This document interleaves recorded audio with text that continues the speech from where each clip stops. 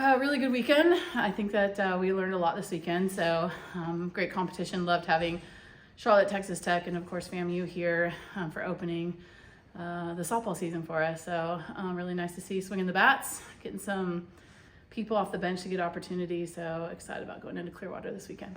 Harding swung it really well. Beecham swung it very well on the weekend. Can you just talk about the offensive performance of those two?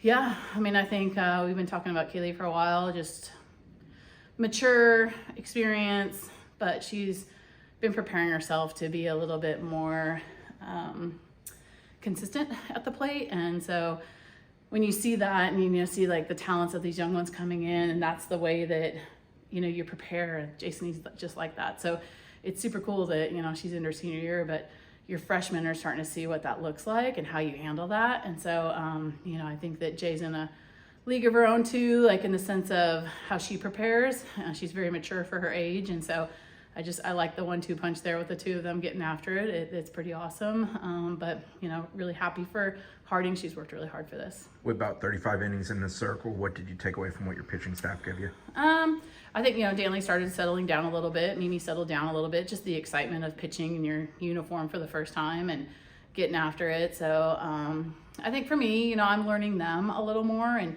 they're learning me in the sense of pitch calling and expectation and the execution part. So we'll go back to video. We'll get after some video this week and talk about our execution percentages, and then be able to make some adjustments going against some really good teams coming up this weekend in Clearwater. Yeah, I think it's 4 top 8 teams that you end up facing. How much are you looking forward to that test, and how much did this weekend help prepare for that weekend?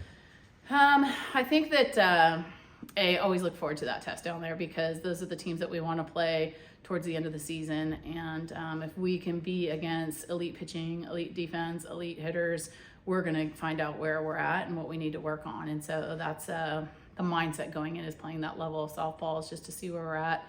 I also think getting on the road is really nice too. It's just a different element. It's nice to be at home. Don't get me wrong, your fans, being in your own bed, eating your routine of whatever it is, coffee and bagels and however you work in the mornings, to where now we're going to be as a team. So that's a different element going on the road and traveling. So embracing that part of it is going to be good for us. And then it's a hype environment too. So you got to really embrace and understand how to handle the autograph sessions and the TV and the interviews and all those kind of things. And so again, a really good opportunity for our upperclassmen to show, our rookies, how we handle ourselves on the road. So a lot of things that we're going to check the boxes on. I know teams are always evolving, but do teams learn as much at any point in the season as week 1 to week 2 as any other point?